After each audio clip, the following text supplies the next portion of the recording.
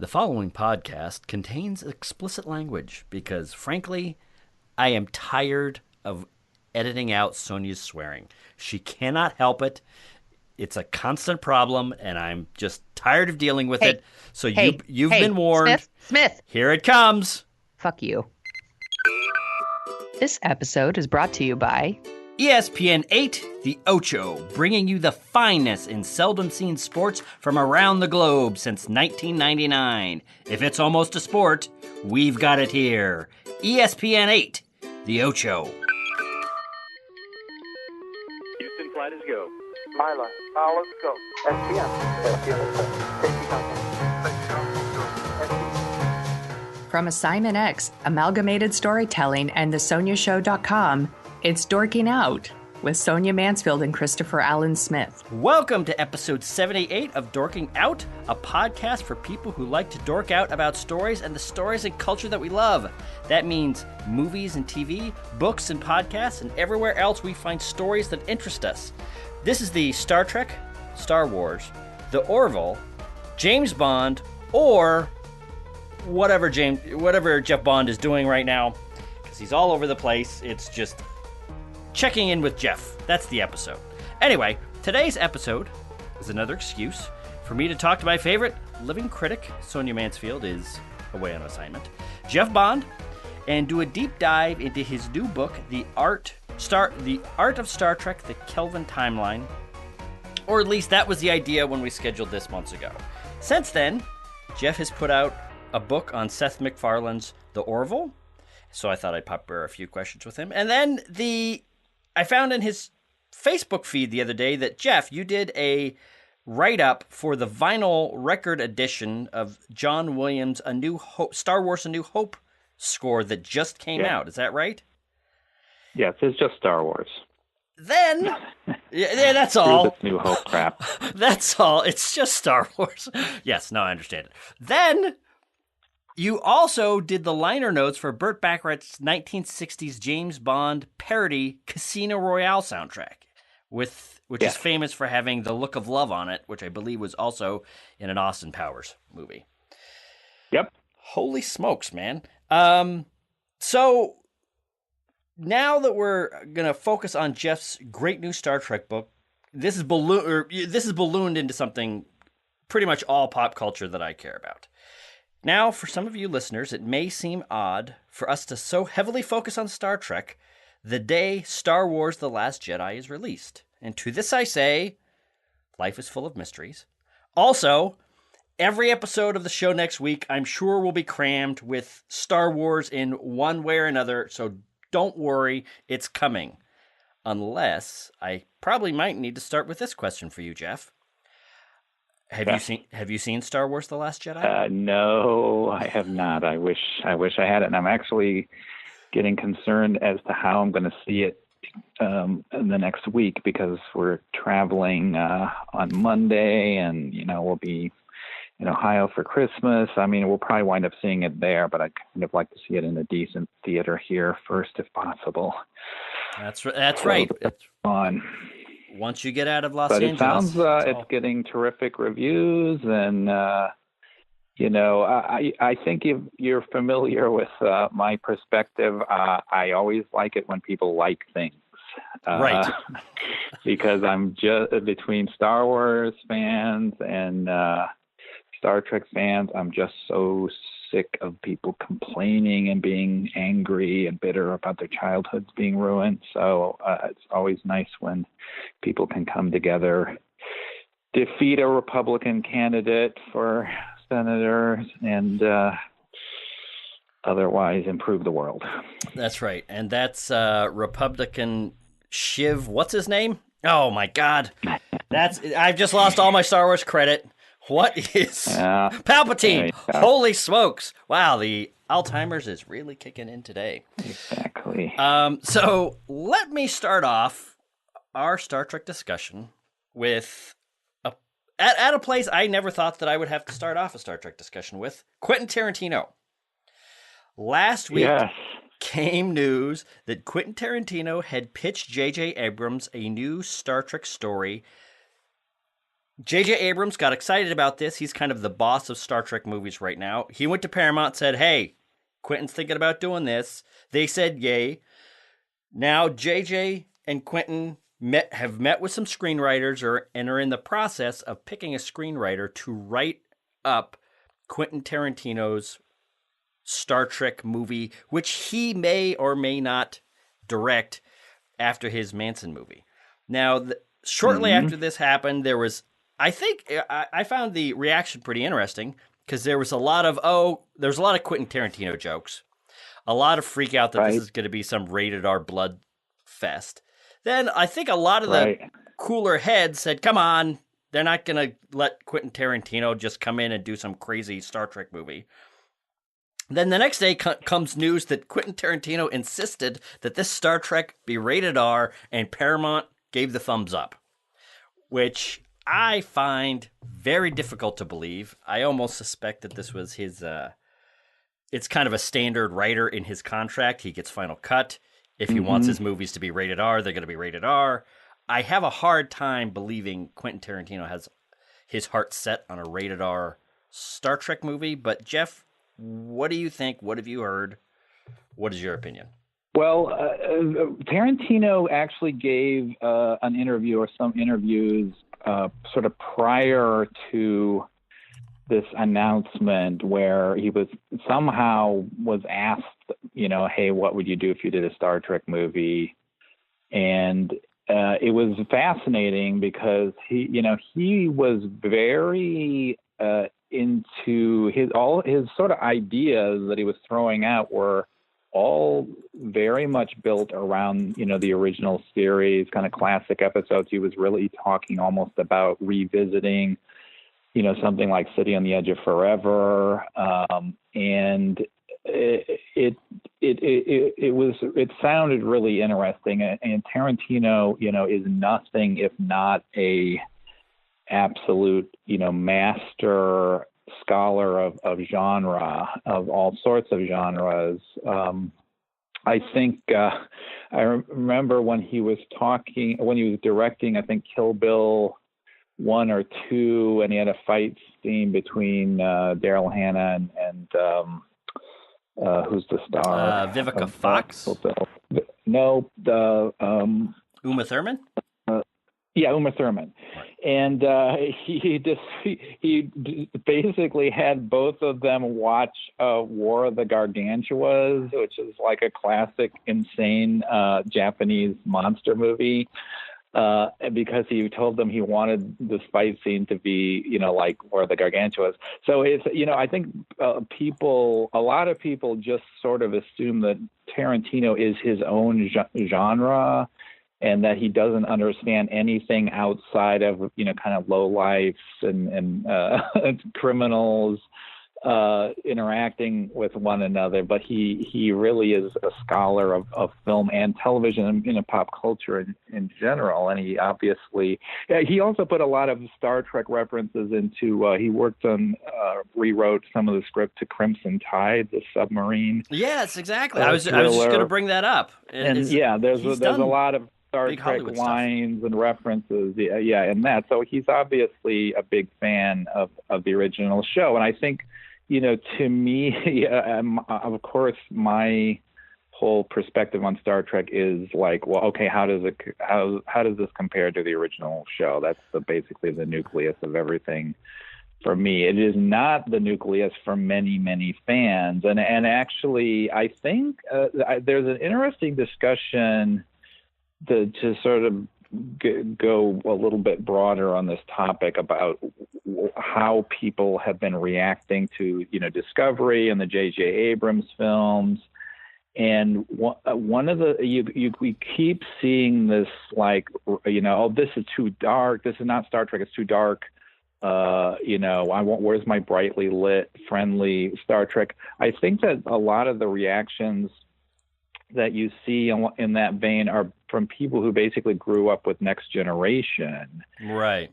And they basically then watched 18 years of permutations of the Next Generation and shows that basically had that tone with a little bit of variation. But people who grew up on the original Star Trek already went through seeing, that vision kind of put through an entirely different lens, with the Next Generation, right, and the movies. So they had already seen all sorts of crazy variations on. If you look at the Wrath of Khan, that is its own funhouse mirror version of Star Trek, because you have Kirk and Spock and the crew walking around in these like Prisoner of Zenda, uniforms that are very like period, right, and even sort of speaking in this very different kind of language that came from Nicholas Meyer. So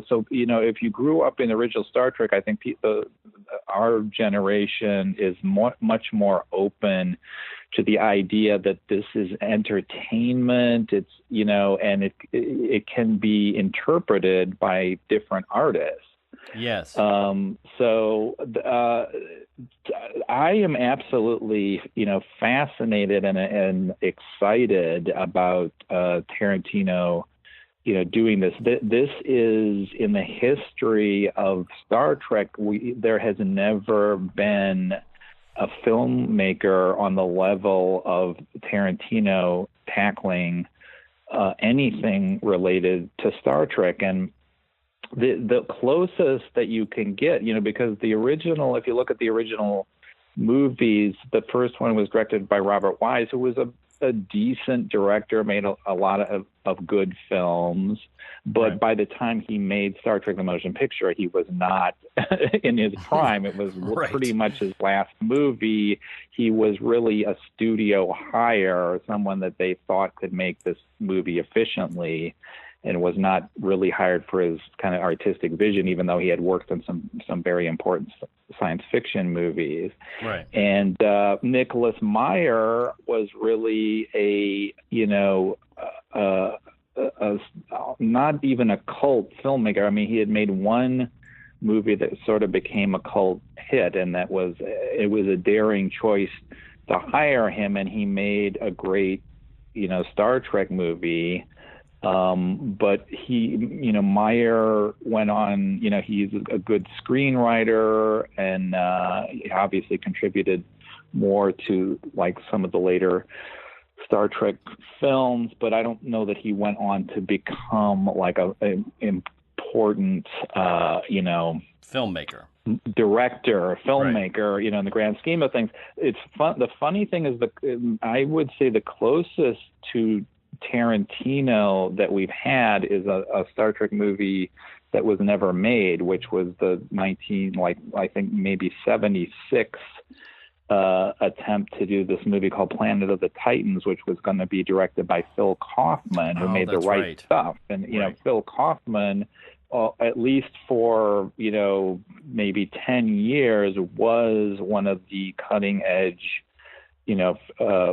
filmmakers with a very literate style, and he was a very lauded director. But at the time that he was doing Planet of the Titans, he had not yet made Invasion of the Body Snatchers and The Right Stuff, which were kind of his two biggest profile movies. So there's basically never been, in addition to the story of Raiders. He also contributed Raiders of the Lost Ark. Which he contributed the most pivotal story element to that would, to me, the thing that makes that way more important and above any of the other Indiana Jones movies. Agreed. Which is the idea that they were pursuing the Ark of the Covenant. If that wouldn't have been in that movie, I don't know that would have kind of gone on to have the kind of impact and resonance that it had on all kinds of levels. So, Kaufman was an important guy. Yeah. So there's to have Tarantino do this is unprecedented in terms of Star Trek. And of course we had everybody and his brother coming out, either saying this is going to be great or, this is not going to be Star Trek, and, I am already, morally objecting to this because Right. this is not Gene Roddenberry's vision. Nobody knows what this is going to be. And obviously, if you listen to what Tarantino said in these earlier interviews, what he is interested in is very much like the core, like early episodes of the original show. So it's very much going to be, related to Gene Roddenberry's original vision. Now, what that's going to mean in terms of a Star Trek movie now, I don't think anybody knows. And we don't know whether this is going to involve the cast that we've seen in the J.J. Abrams movies. I mean, the fact that Abrams is producing it would seem to indicate that there's a good chance of that happening, but it's also not going to probably happen for a few years, because I think Tarantino has at least one movie he's directing ahead of it. Right. And, Patrick Stewart basically said that he would be interested in it being in it if Tarantino directed it.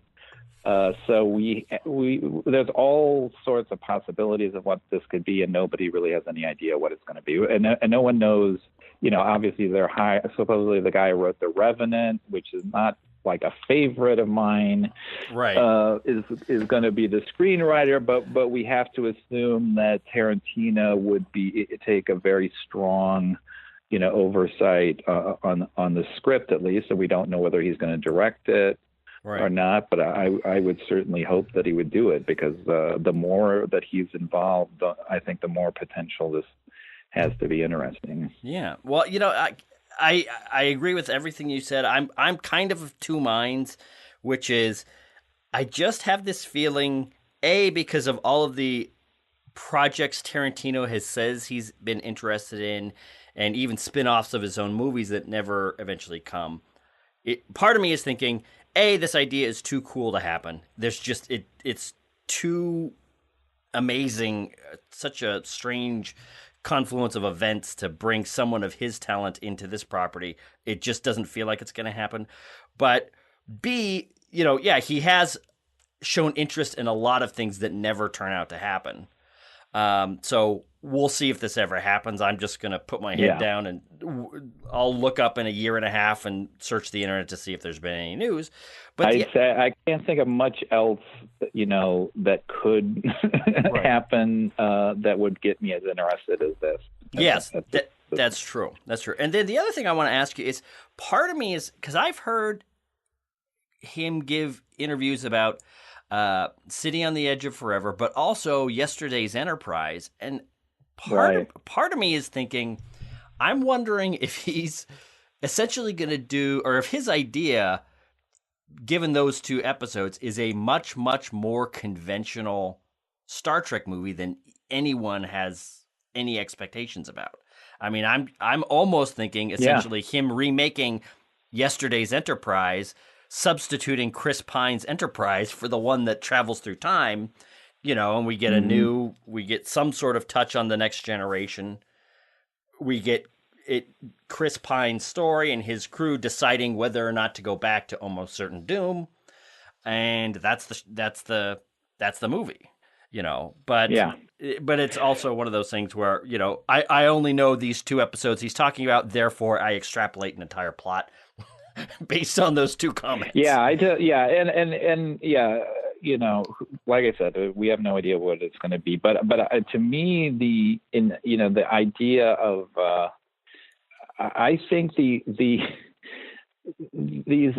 last few Star Trek films, with the exception of the 2009 first J.J. Abrams Star Trek, I think the other ones have sort of wandered too far afield of being conventional in a way. I mean, they're sort of very, very conventional in some ways, but sort of without getting at the core of what gets people excited about Star Trek and kind of burrowing into the characters. I think I think they did a great job of that in the first Abrams movie, and then since then they've kind of been like maybe missing the mark a little bit, just in terms of what gets people excited about watching those characters. So I have to think that Tarantino would be trying to dig pretty deep into, the character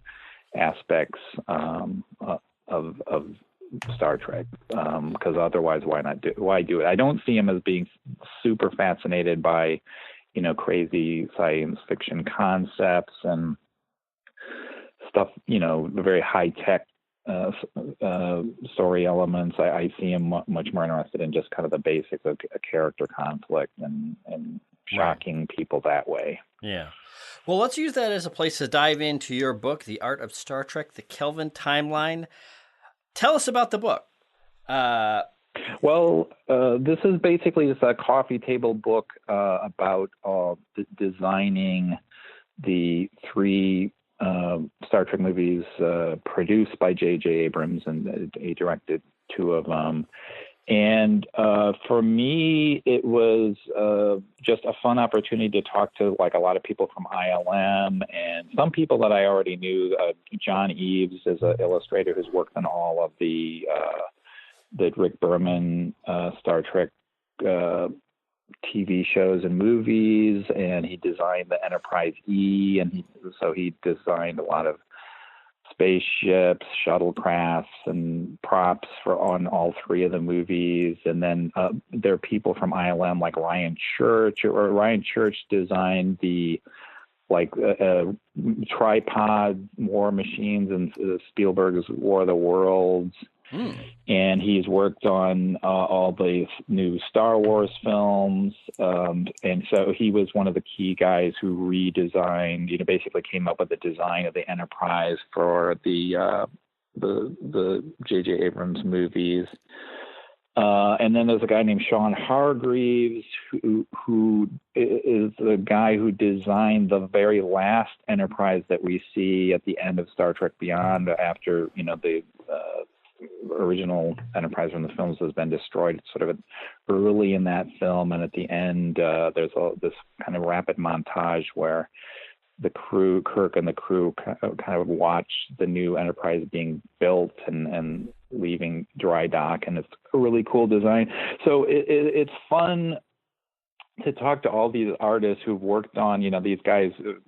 Sean worked on the Marvel movies. He worked on Thor Ragnarok and some of the other previous Marvel movies. It's just really fun for me to talk to all these guys who had all these other, experiences and projects, and see what their philosophy is about Star Trek.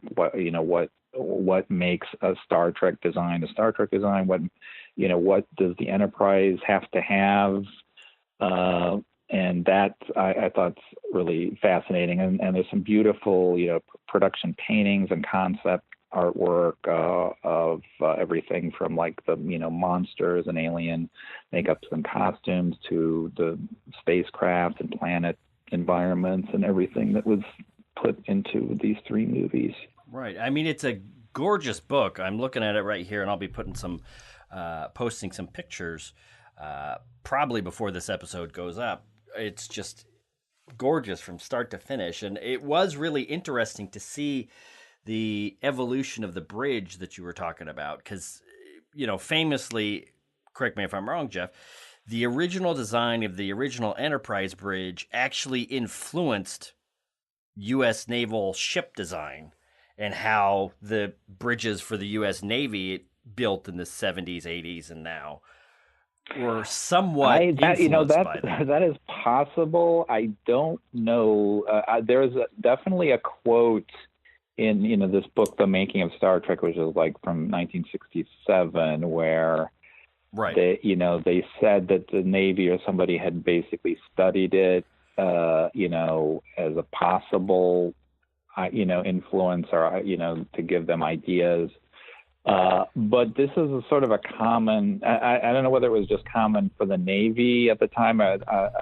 I'm also working on a book about Irwin Allen, and he did this TV show, Voyage to the Bottom of the Sea, and he had always said that the Navy they had this thing called the flying sub in Voyage to the Bottom of the Sea, which was this little yellow crafts that could, fly through the air and then dive into the ocean and operate underwater. And supposedly the Navy was studying that. They never came up with anything remotely similar to that. So I don't know whether that is true or not, but there's no doubt that, Star Trek influenced many different kinds of technology, and the Star Trek also was influenced by the designs of the period. And like the original show, they had these chairs. I think they were called Burt chairs. That they, were the chairs that everyone was sitting on the bridge, and those were just chairs that you could buy, and they just added like something to the back of them, or maybe added this kind of black upholstery over the top of them. But so that the '60s Star Trek is this really interesting combination of like Matt Jeffries, the art production designer, designing things to look futuristic, and then the prop people basically scouring everything everywhere they could find in Los Angeles to just buy pieces of furniture and drinking glasses and bottles and anything they could find that looked futuristic that wasn't going to cost them, $2,000 to build. Right. And then for the movies, it's more of that is actually constructed into, particularly as far as props goes, that those are all custom made. But at the same time, infamously, to save money, J.J. Abrams filmed the engineering scenes for the Enterprise at this Budweiser brewery plant outside of Los Angeles, and so that then becomes the aesthetic of the engineering deck in the first two Star Trek films. So there's a mix of influences, and that's interesting. There's also, I'm going to blank on the guy's name, but when you're talking to Ryan Church, there's a famous architect who was a huge influence on the look of all sorts of things that Ryan Church designed. I think my favorite piece of artwork in the book, I don't know if you actually have the book or if you're just looking at images of it. No, I have it. It's right here. There's a design that he did for the shuttlecraft that is very, very fanciful, and it's almost has the operator standing upright in this like kind of pod, and then it's just all super curvilinear and sleek. And they, of course, because they were going to have to build those full size as props, they wanted. It's exactly like what happened in the series. They had come up with a much curvier look for the Star Trek shuttlecraft in the 60s, and then realized they couldn't build it, and so they had AMT and some car designers actually make the shuttlecraft that you wound up seeing on the show, which is, I think, is a great design, but is very much more geometric and simple with straight lines of a shape, and that same sort of thing happened in the movie with those budgets. I'm sorry. I was flipping through the book as you were talking about this, and I think I found the crazy curvy shuttlecraft. Yeah. Holy smokes! That was not. Now there was a there was an art of book for the first J.J. Abrams movie, and so some of that the artwork from that book is in this one, but this was something I had never seen before, and they were showing me, the way they do these books, at least in the way that I've worked on them, is that they actually give me page layouts. I do a bunch of preliminary interviews, and then they start giving me page layouts with specific pieces of artwork on that, and I've got to basically kind of match my interview material to that, or go get new interview material. And so you're sort of, in some cases, writing long captions. But they'd shown me that picture of the shuttlecraft, and then I got like a newer pages, and it wasn't on there. Mm-hmm. And I was like, wait, you guys have to, you got to have this picture of the shuttlecraft because I've never seen that before, and people love that. So I take full credit because I don't know if that would have made the cut if I wouldn't have asked for it. And I think that's the only time that I did that during the book. But there was an architect who designed, I think, maybe the John F. Kennedy Airport in New York, or this guy contributed to all sorts of very famous kind of curvy architecture designs, and he was a big influence on Ryan Church's designs for those movies. Cool.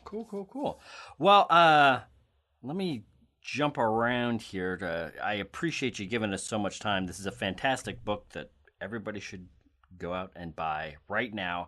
It is my early Christmas present to me, because my ego is that big. But anyway, let's see, what was I going to say? Real quick, this is pretty much a joking question, but I have to throw it out there. In 2 of the 3 Star Trek movies under J.J. Abrams producing, San Francisco really gets creamed. What does J.J. Abrams have against San Francisco? Did he, get jostled here? Did somebody mug him here? What happened? That's a good question. I don't really know that. I think maybe it's just that it's a drivable filming location, right? From LA without making everything look like LA. So I would just like to point out that the capital of the Federation's Paris, not San Francisco. So why don't you kick around the Eiffel Tower for once? But anyway, okay. What would you say are some of the most interesting things that you came across when it came to, because for me, one of the great things about these art of books for any kind of property, and your example of the curvy shuttlecraft kind of points this out, is kind of blind alleys or things that producers try, or story elements that they're going for that they eventually kind of end up abandoning. What are some of the things that you think were A, most interesting that made it into the movie, and B, most interesting that didn't quite make the cut? Well, I guess to me, maybe the most interesting, apart from the shuttlecraft, which I wish they would have done, was the whole scene in the first movie where all the Starfleet ships go to Vulcan. They had sort of designed all these different fleet ships for that, and they were originally going to differentiate some of those ships by having them be different colors, like there were going to be a bunch of red ships, and there was even going to be at least one black ship. And supposedly the idea of having the black ship in that scene, even though they wound up not doing it, they wound up just making them all kind of the standard light gray. But that's apparently what gave Abrams the idea to have the black warship Vengeance and Into Darkness. So I thought, and I thought that would have been cool to see a bunch of like red Federation starships. So that would have been a cool idea that would have driven people crazy, because everyone would have just wanted to know, why are they red? It's red so fleet. Like, they're different fleet. Yeah. Navies have different fleets for different oceans. Come on. It's not that difficult. I also loved, I just like talking to Sean Hargreaves, who went into great detail about designing the Enterprise for the end of Star Trek Beyond, because some of it was a critique of, what he felt, from his perspective was wrong with the, J.J. Abrams design. It wasn't the Ryan Church design from the previous films. And it wasn't like he was trashing it. He was basically just saying, this is the way I would have wanted to go with my design. And I, got my way on that. So it's just fascinating to talk to people about what their, design thoughts about the Enterprise are. What, last question kind of on the book, and then I have a couple of things to wrap up about the Orville. What makes a design essentially a Star Trek design? Because you said earlier that a lot of the designers had a thought of who had worked on all these different properties had thoughts on what makes something a specific Star Trek design. What do you think that is? Well, it's complicated. I mean, because like I said, when you're talking to like Sean Hargreaves, he was going over every part of, what, he literally down to the angle of the edge of the saucer, and the balance of lines. If you had the engine pylons sweeping back, he wanted that to be mirrored by the central pylon sweeping forward.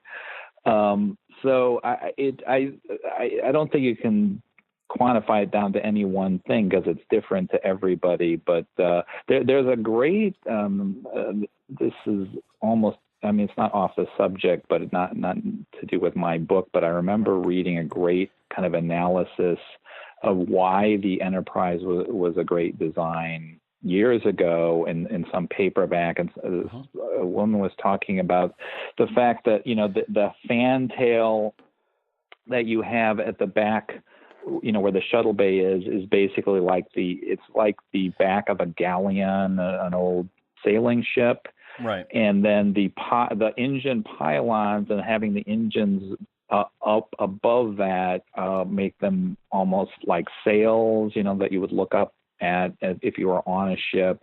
And then the idea that then you have the front of the ship is this saucer, and the bow is always the most impressive part of any ship, and that because the front of the Enterprise is a saucer, you can see the bow from any angle of the ship, because if you're at the rear of the ship, you're still seeing the saucer, so you're still seeing the bow almost as if it's coming at you. So I think that Matt Jeffries kind of just sort of stumbled on this. If you look at his original sketches, it's like all sorts of different crazy ideas and all sorts of different shapes together. But Jeffries was he was a aircraft pilot. So there's a lot of kind of aircraft influences in it. There's nautical influences, obviously. And this whole kind of gray paint scheme and the way the windows are on it looks like almost like a World War II or destroyer or something. So there's this military aspect to it. So all the later designs have basically tried to keep those elements, but like for Star Trek the Motion Picture, it was more of an Art Deco look in terms of like the engines and a lot of the other details on that ship. And then they came up with this idea of like this Aztec plating, that's reflective plating on it, and it was purely because the original model was like a 11-foot model, but on TV you never saw it that big, right? But they were going to have to show this thing on a 70-foot screen, so they had to have detail, but they didn't want to make it look like Star Wars, with a bunch of vents and pipes and stuff on the surface. So they came up with this idea of these kind of iridescent panels, which breaks it up and makes it look like it's made out of different exotic materials. It still seems very futuristic, but it gives the eye, a lot of detail to look at. Yeah, definitely. And I believe J.J. Abrams' comment when he talked about taking over Star Trek and talked about one of his favorite memories of Star Trek was the sequence in the motion picture that it seems like half an hour sequence, but I'm sure it's just 29 minutes. Where Kirk arrives on the ship and they fly around and around the ship, and it's one of the most gorgeous model showings in any movie in the history of movies. It is insane how gorgeous that movie is. Yeah, he definitely, and if you look at the J.J. Abrams, the Ryan Church design for the J.J. Abrams Enterprise, it's very, very influenced by and to me, I think it's a really cool combination of the original series Enterprise and the Star Trek the Motion Picture Enterprise, like in terms of the look, the paint detail on it, and it has it drove people crazy because the engines, the warp engines, are like so huge, sort of in comparison to the other elements. They're almost exaggerated. They did it. I think Abrams said he wanted it to look like a hot rod, so that like the engines were like kind of souped up. Right. And it always drove like kind of purists crazy. But I remember when I was watching the film, there are shots of the Enterprise where you're looking at a 70-foot movie screen, but the Enterprise is very, very tiny in the frame, and you're seeing it like way off in the distance. Yes. But when I was watching that, I saw immediately, I was like, what, if you look at that, it the way the lines are exaggerated, it makes it look so clear that you're looking at the Enterprise. There's no mistaking it. So I think that those design choices worked great for the big screen and the kind of shots that they were designing.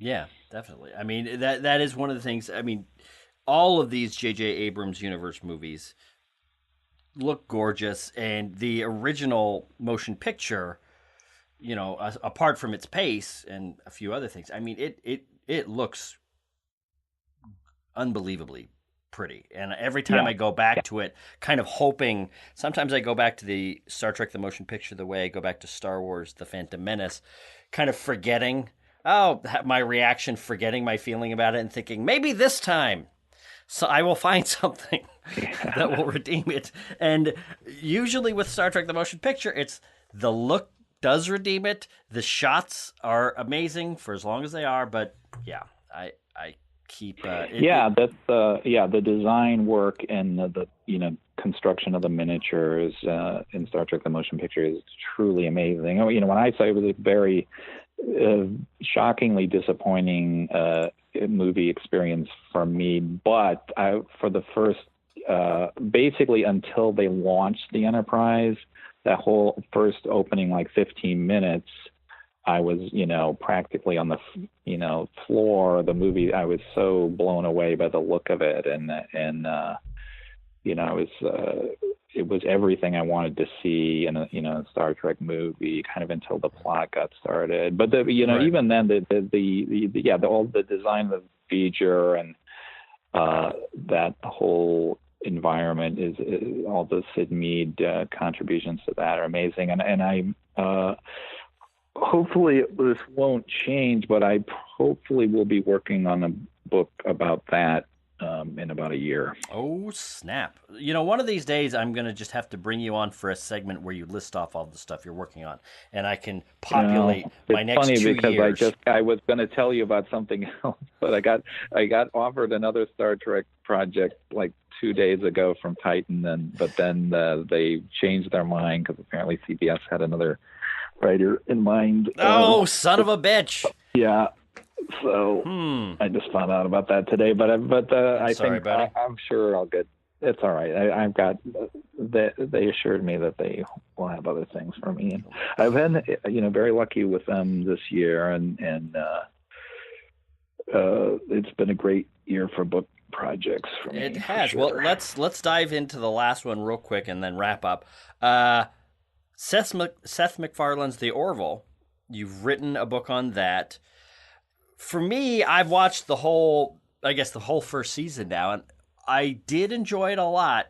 And as an old-time Star Trek The Next Generation fan, it really warms my heart to see how McFarland is trying to kind of carry that torch. But at least just for me, it seemed to kind of ping-pong between workable TNG fan fiction and kind of the funny character slice of life ball busting exchanges that from his like Ted movies, and it never seemed to quite hit that sweet spot of humor mixed with high science fiction adventure.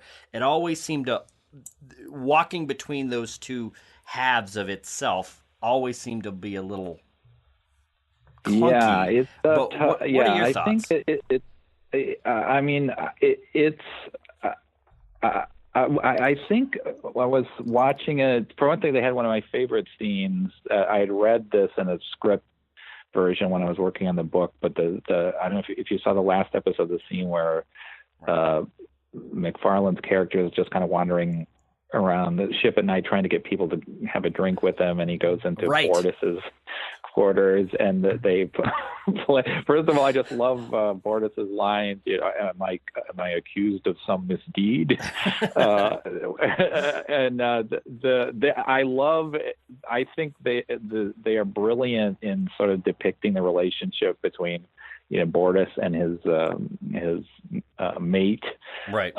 And those two are terrific. And yeah, the whole they're playing this kind of hot potato game that has this unexpected outcome. Right. I thought was one of the best scenes in the show. But I was watching. I was thinking and watching the episode. They're doing these like very on the nose, allegories, and it's exactly like what they would do on both the original series and Next Generation, and almost even more towards the original series. Yes. And I think what is brilliant about the show is that I don't think a show like Discovery could possibly get away with these kind of stories anymore, where it's like, well, on this planet, it's like gangsters in the 30s, on this planet, everyone's addicted to Facebook.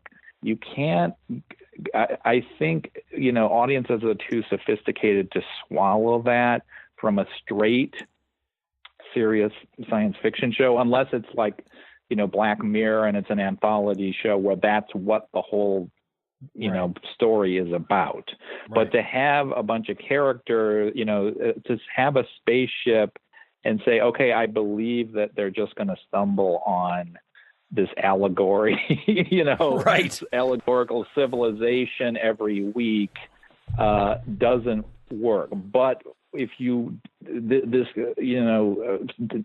Orville has just enough comedy and is set up this world where it's basically believable within its own mythology. It's consistent, and it's set up a world where you say, okay, this is how it works. This is what everyone is, and I'm going to go with that. But at the same time, it's not setting up a hardcore,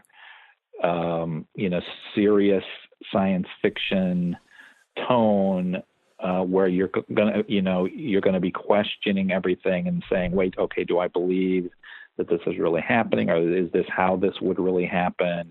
You can roll with the stories much better. So I think it's ingenious on that level, and I think that McFarland was very straightforward about this is exactly what he wanted to do. He wanted to do a show that was a throwback. And adding the comedy elements to it basically gives them the license to do these kind of crazier, throwback kind of allegorical stories. I just don't think another type of science fiction show could get away with it. I agree. That is, I think, a perfect way to say that. And I think that is my thing. It's not that there's too much comedy, and I'm almost wondering if he's nervous about trying to be too funny in a show where he's trying to also be serious and set up these allegories. I think this show would work better if there was 50% more comedy.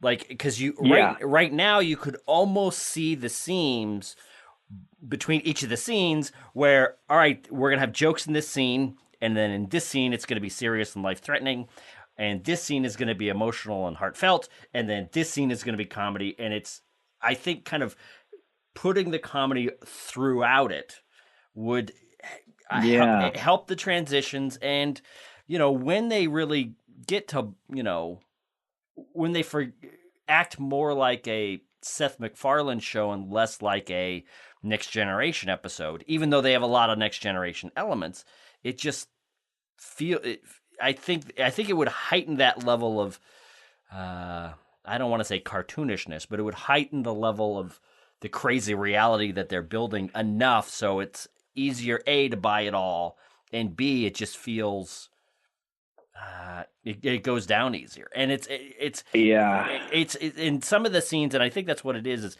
there was I think in the second to last episode, there was a story thread where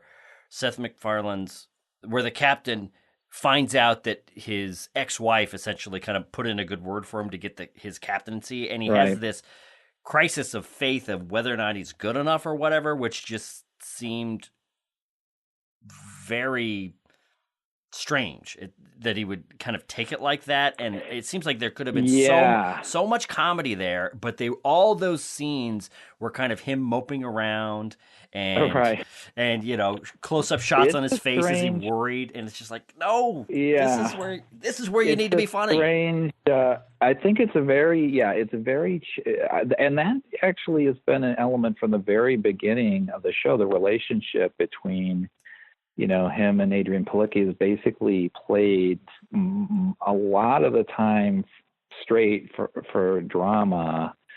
And it's funny because I just think the whole thing is just this incredible high wire act. So I think the fact that it works as well as it does is amazing, because with what they're doing. And remember what the reviews of this show were when this show launched, one of the worst reviews ever. And I think some of that was based on most of that probably was based on the pilot, which I think even the show's creators, would agree was not, it doesn't represent the heights of the series. But it does, it does work. It's getting good ratings, and it is very well liked by fans. But the funny thing is that I remember reading the script for the episode where the Rob Lowe character Derulio comes back, and I thought that was one of the funniest scripts that I had read. And but then when I saw the episode, I was all excited to see the episode, and I was like, wait, this actually isn't as funny as I thought it was going to be. So it is very difficult, so that kind of begs the question of whether it would work for them to be hitting, comedy harder. Right. So I'm not sure. I mean, it's obviously, they've had their shakedown cruise. There's one episode which basically is almost 100% serious that they pushed into the second season. So my guess is that they're probably going to stick to the balance of humor and drama that they've had, and it just that makes it a unique show. It's almost indescribable in terms of what it is, because it is definitely not a comedy.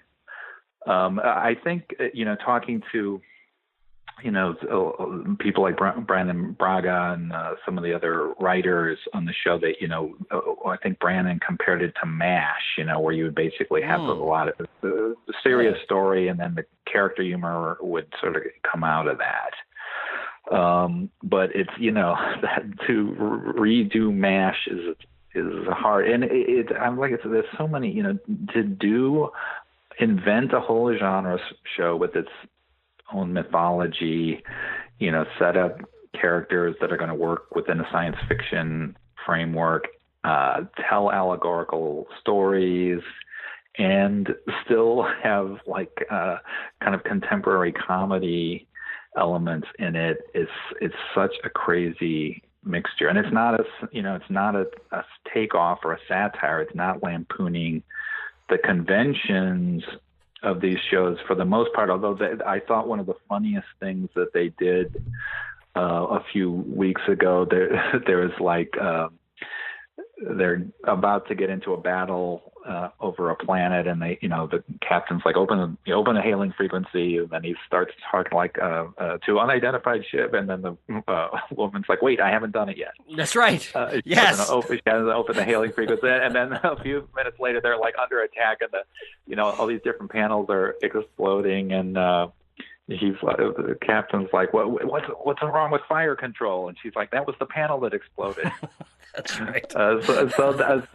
Every once in a while they have some brilliant, to kind of take down of like the cliches, but the most of the show is not quite about that, and it's much more character-based humor. So it's just a crazy show. But I had, in doing the book, I got to go over to 20th Century Fox and spend the whole day talking to, all these amazingly talented people like Howard Berger, who creates all the alien makeups and creatures. And the cinematographer is a guy who worked on Next Generation and Deep Space Nine, Voyager. There's a lot of people, from Brandon Braga and David Goodman, people who worked on the previous Star Trek shows. So it's and the sets are really amazing. They basically built the first 2 decks of the Orville on the soundstage at Fox. So you can go, when you walk on the set, you're basically walking on corridors.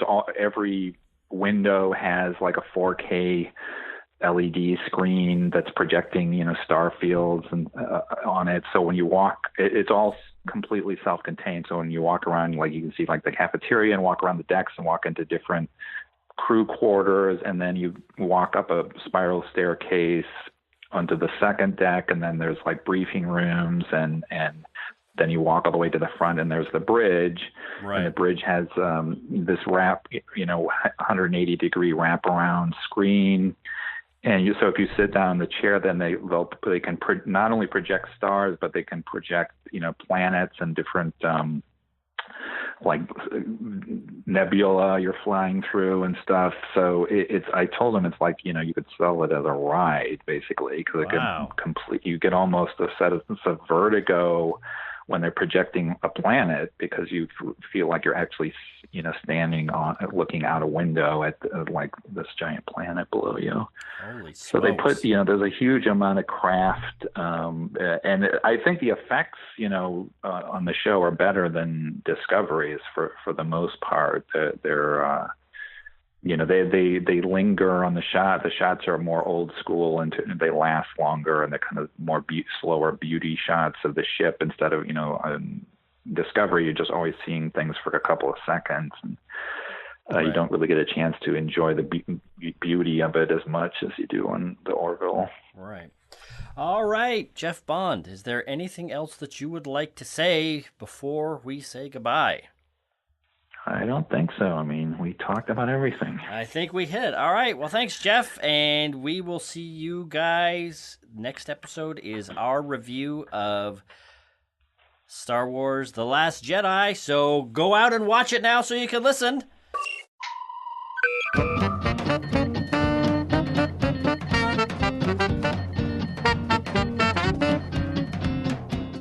The Dorking Out Show is on Twitter at Dorking Out Show, where you can also find me, Chris, at Jet Juergens, and Sonia at The Sonia Show. You can read all about her random adventures at her blog, thesoniashow.com. I don't know why I slipped into a little bit of a half-ass Sean Connery right there, but whatever.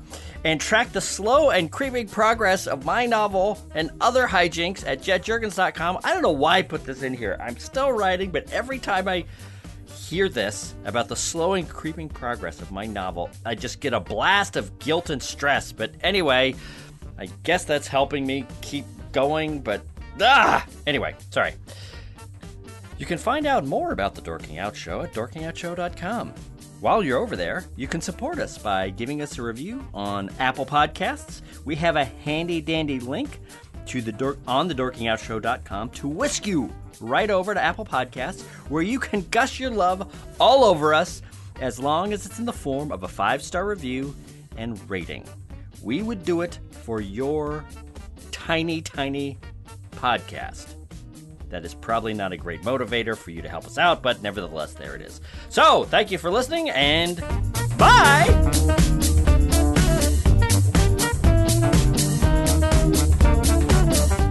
This has been a presentation of Rocket Spots Media.